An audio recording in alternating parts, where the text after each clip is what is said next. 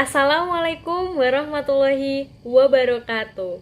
Perkenalkan, nama saya Siti Lailatul Fitriani, biasa dipanggil Fitri. Saya dari Prodi PGMI STAI Al-Fitro Surabaya, semester 1. Di sini saya akan menjawab pertanyaan ujian tengah semester untuk mata kuliah pengantar studi Islam dengan dosen pengampu yang terhormat Ustadz Muhammad Taufik MPDI.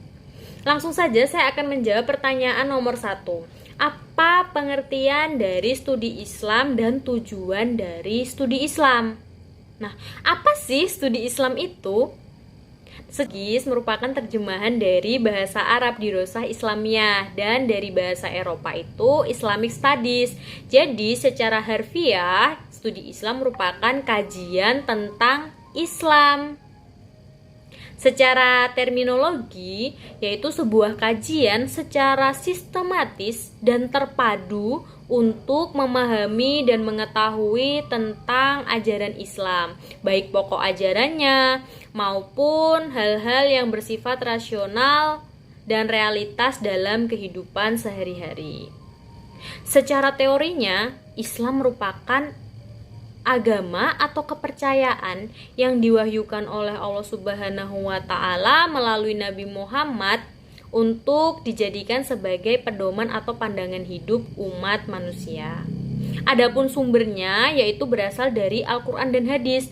Apa sih Al-Quran itu? Al-Quran merupakan wahyu atau kalam Allah yang diturunkan melalui malaikat Jibril dan turunnya itu secara berangsur-angsur disesuaikan dengan keadaan pada waktu itu kepada Nabi Muhammad SAW. Kemudian Nabi Muhammad memperluasnya dan mengajarkan kepada umat manusia.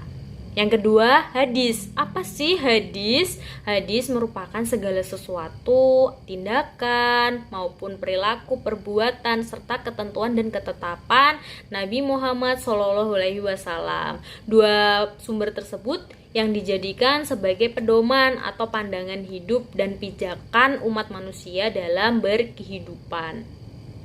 Tentu studi Islam itu ada tujuannya. Apa sih? Tujuannya ada dua ya teman-teman. Yang pertama itu sebagai motivasi. Motivasi untuk apa? Untuk kita memahami dan mengerti dan mempelajari serta membahas hal-hal tentang Islam, tentang keislaman begitu. Tujuannya apa? Agar kita dapat mengamalkannya dengan baik dan benar. Selain itu dapat kita jadikan sebagai identitas diri. Kemudian ketika kita sudah mengetahuinya, tentu kita akan melaksanakannya dengan sepenuh hati.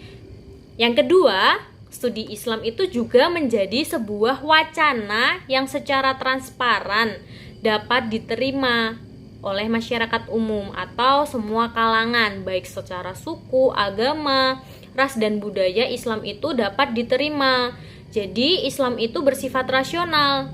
Ajaran-ajaran dan apapun yang ada dalam Islam itu dapat dibuktikan secara rasional. Contohnya, banyak ilmuwan yang meneliti atau mengkaji isi dari ayat-ayat Al-Quran, dan banyak yang mengiyakan bahwa Al-Quran itu dapat dijadikan sebagai pedoman hidup karena isinya itu sangat relevan begitu. Nah, sangat penting bagi kita untuk melajari studi Islam. Mengapa demikian? Karena perkembangan zaman, teknologi itu juga semakin maju teman-teman. Jadi studi Islam itu juga dituntut untuk membuka dan mengupgrade seperti itu, bahwa Islam itu juga dapat fleksibel bahasanya.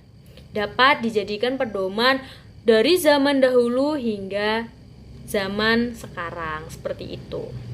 Nah, cukup sekian penjelasan dari saya. Kurang lebihnya saya mohon maaf yang sebesar-besarnya. Mungkin ada salah-salah kata dan ada salah dalam bertutur. Saya mohon maaf yang sebesar-besarnya. Wabillahi taufik walhidayah. Wassalamualaikum warahmatullahi wabarakatuh. Salam mahasiswa.